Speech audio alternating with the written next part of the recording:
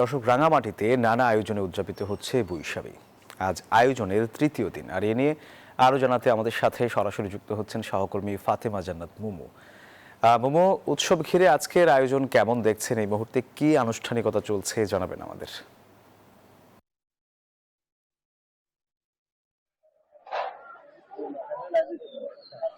সোহাগ, আজকে হচ্ছে পিঠা উৎসব। মেলা তো চলছে, মেলার পাশাপাশি পিঠা উৎসব শুরু হবে সন্ধ্যা নাগাদ।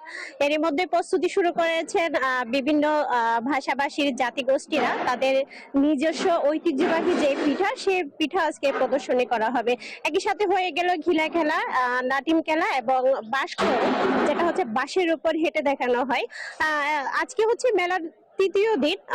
মেলা চলছে এবং এটি চলবে 5 দিন ব্যাপী। এরপরে অন্যান্য জাতিগোষ্ঠী যারা আছে তারাও কিন্তু বৈশাখীকে ঘিরে নানা আনুষ্ঠানিকতার আয়োজন করেছে। 9 তারিখ থেকে একেবারে 14 তারিখ পর্যন্ত আবারও শুরু হবে বৈশাখীর অন্যান্য অনুষ্ঠান মেলা। আজকে সন্ধ্যায় আছে ক্ষুদ্র নৃগোষ্ঠীদের সাংস্কৃতিক অনুষ্ঠান, একই সাথে নাচ গানের আসর রয়েছে। রাঙামাটিতে 10 পাশাপাশি 11টি ক্ষুদ্র ক্ষুদ্র জাতিগোষ্ঠী বসবাস করে।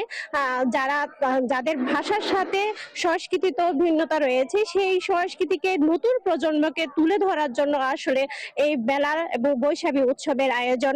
পহেলা বৈশাখ, গইজা বজ্জা আর জলখেলি উৎসবের মধ্য দিয়ে বরণ করা হবে নতুন বছরকে। তো রাঙামাটি থেকে এই ছিল আমার কাছে সর্বশেষ তথ্য। ফিরে যাচ্ছি স্টুডিওতে। সোহাগ।